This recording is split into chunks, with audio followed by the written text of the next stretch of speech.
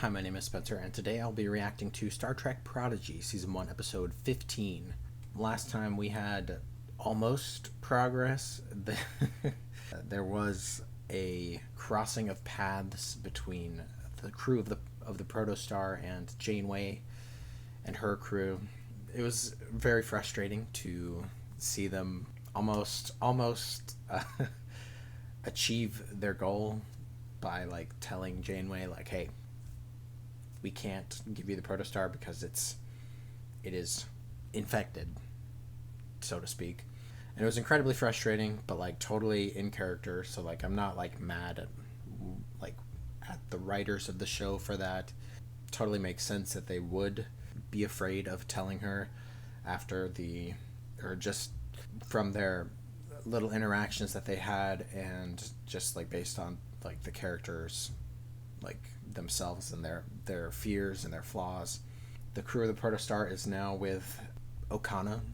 I want to say that's his name.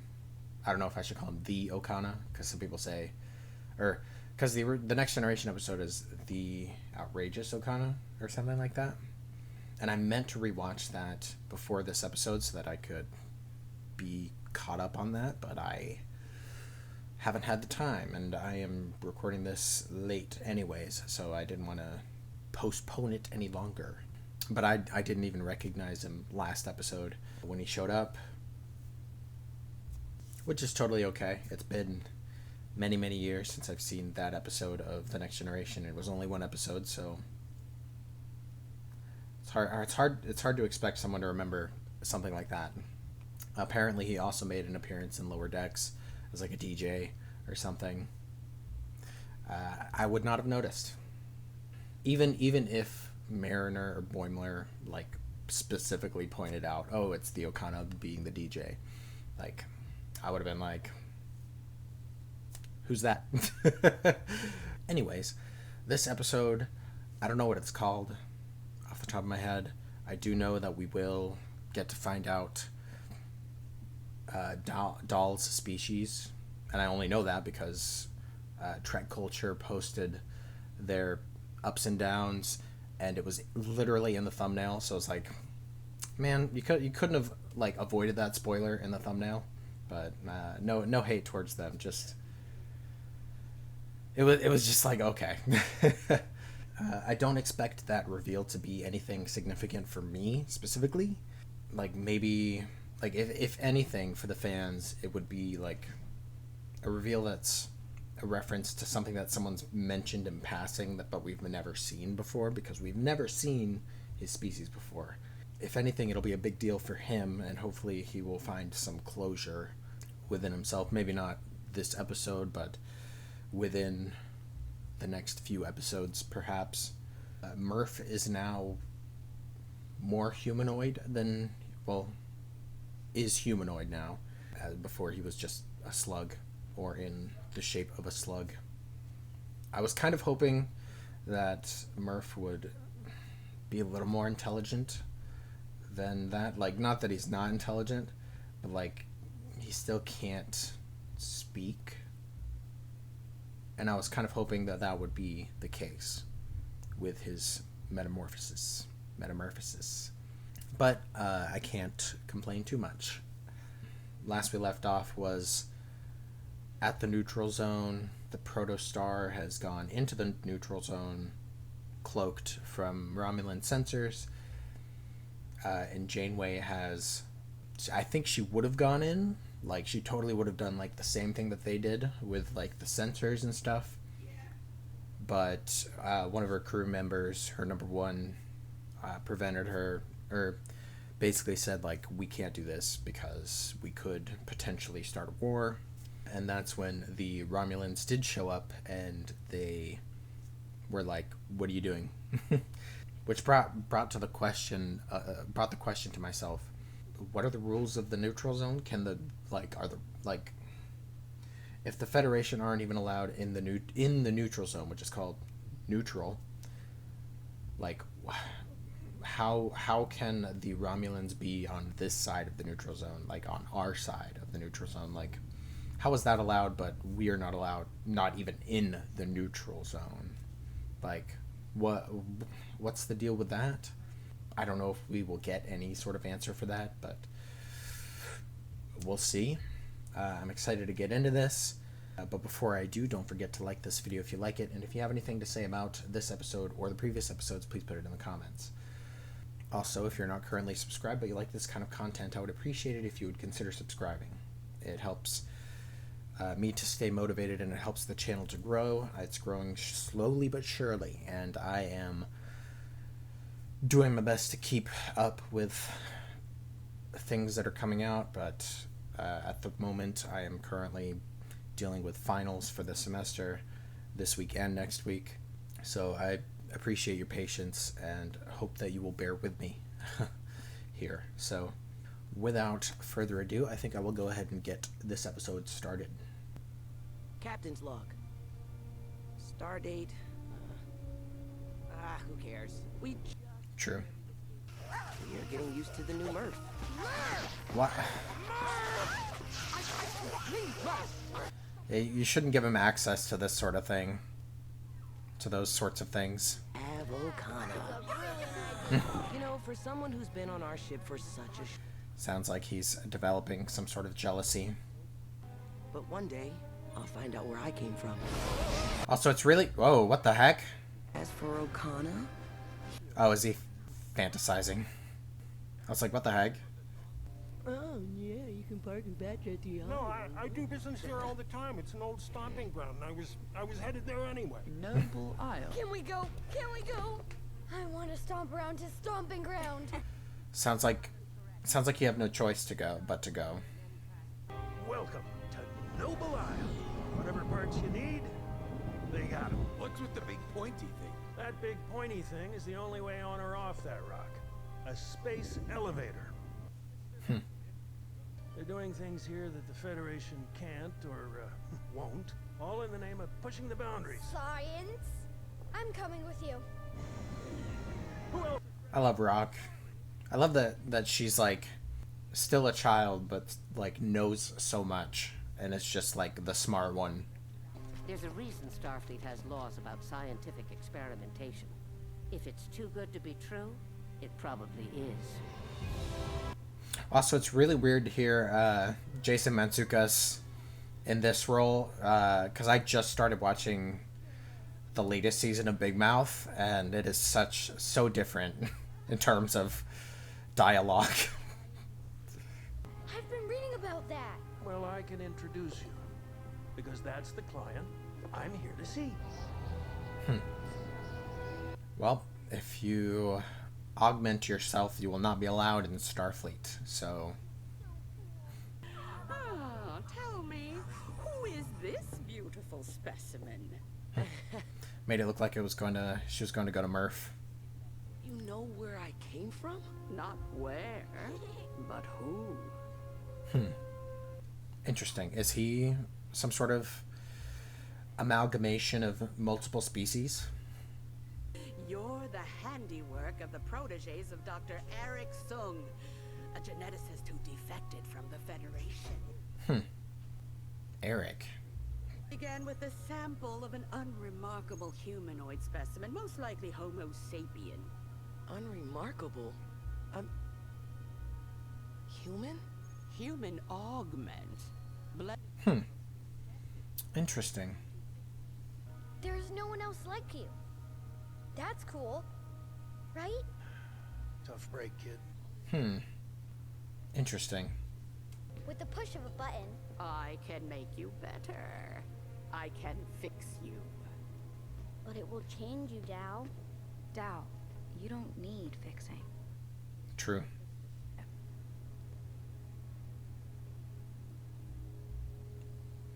He needs to learn to accept who he is. Thanks, Doc. I wish, but it's not why we're here. And okay, after we visit the salvage yard... He's probably going to change his mind by the end of the episode and do something. Or right now. If the Federation can't abide by the rule of law, we're no better than the very forces we oppose.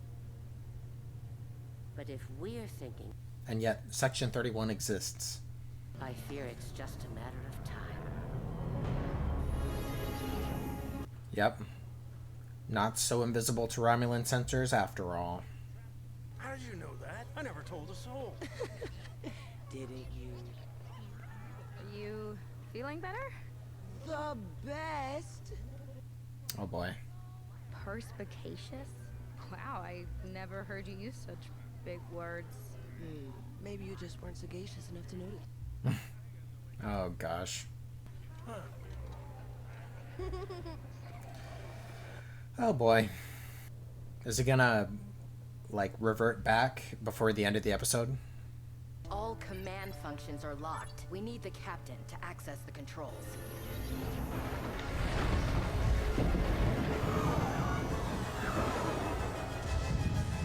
Oh boy. I think in his arrogance, Dahl is going to give it to them somehow, or almost give it to them.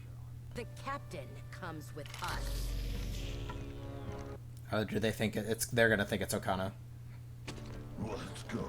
Whoa, whoa, whoa, gentlemen. You think he's the cat? Yep, his arrogance. Here we go. What the heck? And I really don't think you were meant to juice it that A new much. me. A better me. Is that supposed to be Klingon? Why do you have pointy ears? The logical assumption would be when maxing out my dermal implant, I inadvertently activated all of my dormant DNA at once. He's got the Andorian antenna. Either I'm sensing more trouble or a third arm is about to come out. Ew. Ignite me! Oh gosh. He is really transforming here. Maybe my super DNA can help. What is that? Why am I leaking? Ew.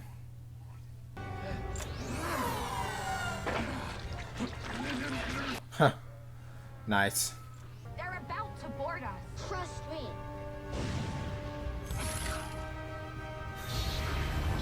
Lightning. Yep. Nice. We have no choice. Well, she's doing what she thinks is best. Open the ball!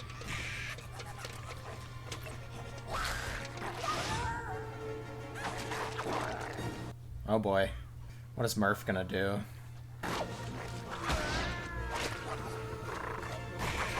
Goodness, Murph is capable. Nice. Looks like we found our new security officer.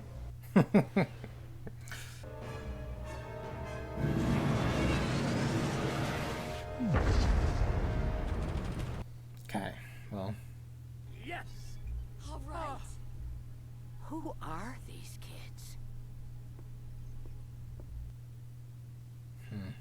is Essentia gonna do something? But you'll never be as good as Okana. You're better. He left us. You didn't. Now let's make you better. Also, he wasn't a mistake. Like, I'm sure Eric Soong did it on purpose. So, Now that Murph is our official security officer, I can give my very first sign. he's a little gremlin. We need to make a change. I don't What? understand. We're running out of time. Dreadnought, activate.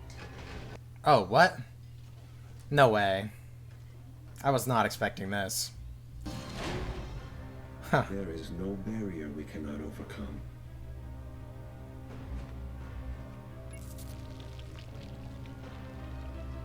Who is she? You weren't the only one sent back to find the ship. Interesting. That definitely changes things up. Interesting. I'm so fascinated by this new development. Okay, so my first thing I want to talk about is the whole Dahl being the product of augmentation. So does that mean they won't let him into Starfleet or into the Federation or whatever? Like, Like, what's the deal with that? What are the legal ramifications of him just existing and wanting to join Starfleet? Because they can't really hold it against him, because like he had no control over who he is. So hopefully they won't. Okana, we're done with Okana, so yeah, I mean, that didn't last very long, but it was nice to see him back, even though I didn't recognize him at first. I thought all the things that were happening to Dahl were interesting, like his whole like transforming bit by bit with the Andorian antenna, the Vulcan ears, the Tellarite face with also the Klingon forehead and facial hair and aggression. And I'm sure there were more that I can't think of that you might have noticed. Please point those out to me if you did. Yeah, just very, very interesting. And I'm curious what is going to happen with that in the future. When the doctor, like the genetic doctor, whatever, I don't remember her name, but whenever she was like, "You're a product of yada yada," I was like, is there no way that his parents both could have been products of, and that he was born from somebody? But it seems like they're saying that he was just like that. He was the one. He is the first, the single product of Eric Soong's experimentation, or one of the single products. Like he wasn't one of many, unless there were more, and we will find out later somewhere somehow. Yeah. Okay. So now I'm ready to talk about that reveal at the end. I was not expecting Essentia to be anything other than what she was, a Trill, but I can get behind this. I was kind of expecting Dreadnought to make an appearance at some point, because Jimmy Simpson's voice, his name was in the credits. It has still been in the credits since this half of the season started, so I figured that we weren't done with him yet. I'm guessing that the Diviner still doesn't fully remember that Essentia and Dreadnought will have to refresh him before he is fully on board with the plan to destroy the Federation. I doubt it, but maybe his experience being recuperated by Janeway and the Federation perhaps could change his mind, but I seriously doubt it, or soften him up to the Federation in some way. I don't know. Like, when Essentia was first revealing herself, I think some of Jamila's like English accent started coming out, and that's when I was like, wait, what is going on here? Also, like, for the first more than half of this season, I did not realize that was Jamila playing her, and we know her from, well, I know her from The Good Place, but also She-Hulk. She was Titania, so I didn't recognize her voice. I mean, the only other American accent I've heard her do is the Valley Girl, like, yeah, I don't know how to explain it. The super influencer voice that she's been doing for She-Hulk. So it wasn't super recognizable, but like when this episode started, she was speaking to the Diviner, I think, and I knowing that it was her, I was like, okay, I can hear it. Also, apparently the Tellarite Doctor is Jason Alexander, which I think is fun, because he was in an episode of Voyager, the actor, as a completely different character. But I love that you can do different things with the voice, like you can get a different character because they're using a different voice, type of thing. I don't know where this is gonna go. From here, I'm guessing Essentia is going to try and speed up the diviner's recovery in terms of like just telling him what happened or what his mission is. And then I'm guessing they'll work together with rok-tahk to sabotage Janeway and or try to take the protostar back. We still have no idea what happened to Chakotay. Hopefully we will find out soon. It seems as though the protostar is now functional again. They're not disabled anymore, so they can go off and do something. I'm not sure what they're going to do, if they're going to stick around in the neutral zone or if they're going to do something else. No clue. The next episode is tomorrow, though, so we will find out what happens next soon. Yeah, I mean, I guess Murph is more intelligent than they make him seem, at least in terms of being a security officer.